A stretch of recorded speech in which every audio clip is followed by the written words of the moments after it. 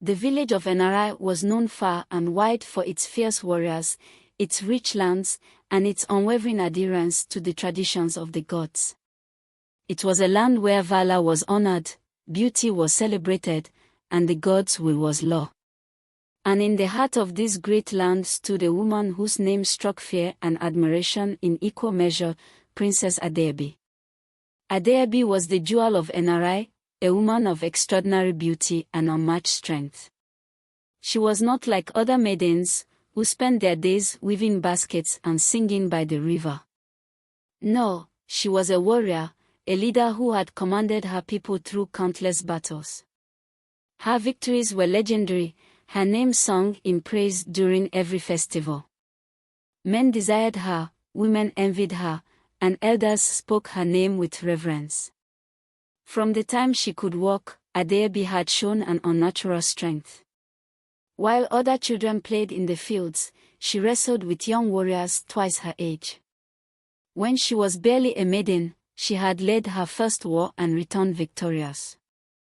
The warriors of Enari swore fealty to her, and the villagers celebrated her as the protector of the land. She was their pride, their shield against enemies, and the beloved daughter of the gods. But as the years passed, Adaobi changed. The love of her people, the admiration of warriors, and the unshaken belief that she was invincible began to twist her heart. She began to see herself not as a servant of Enari, but as its ruler in all but name. And when she realized the power she held, she began to demand payments for her service. "If I must fight for you, then you must give me what I deserve," she told the village elders. "Each time I go to battle, I must receive 100 cowries and baskets of the finest yams." At first, the villagers hesitated, but they knew they could not refuse her. Without Adaobi, who would defend them? Who would protect their children from raiders? Reluctantly, they agreed, and Adaobi grew wealthy. Her hut became the grandest in Enari, her warriors the most richly adorned. She no longer fought merely for the honor of Enari, she fought for her own gain. But wealth was not enough for Adaobi. She wanted something more, something no one had yet possessed. She wanted the prince. Prince Obieze was the future of Enari. The son of King Izudo, he was destined to rule, and tradition had already chosen his bride.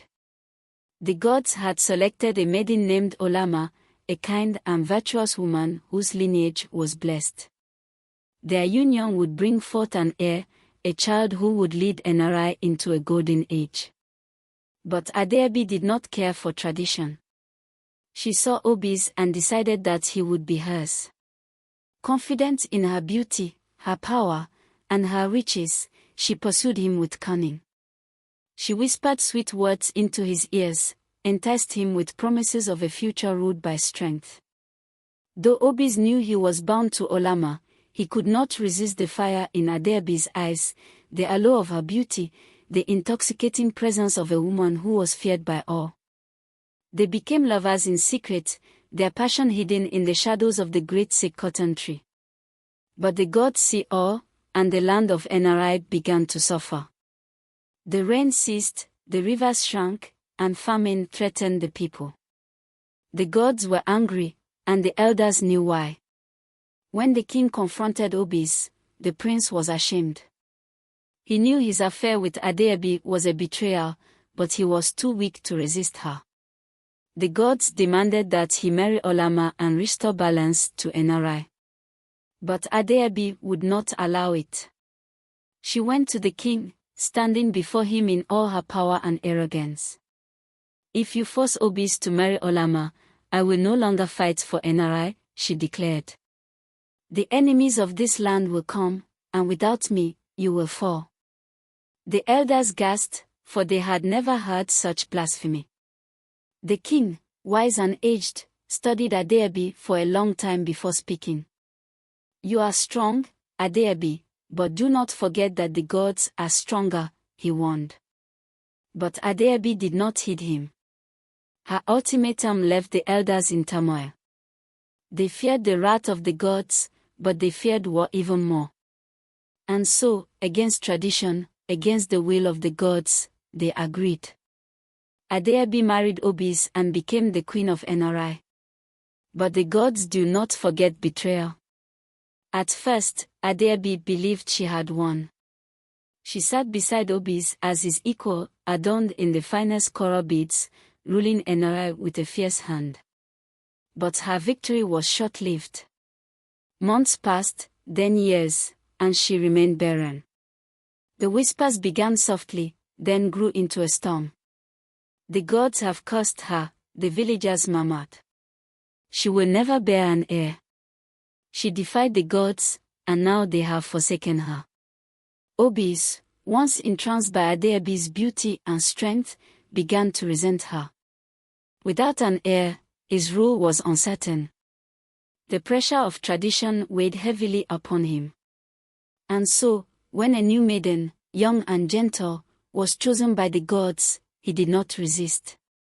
Olama returned, and with her came fertility. She bore Obieze a son, and the village rejoiced. The balance had been restored, but Adaobi had been cast aside. The warrior queen who had once commanded armies now sat alone in her grand hut, watching as the people who once worshipped her now ignored her.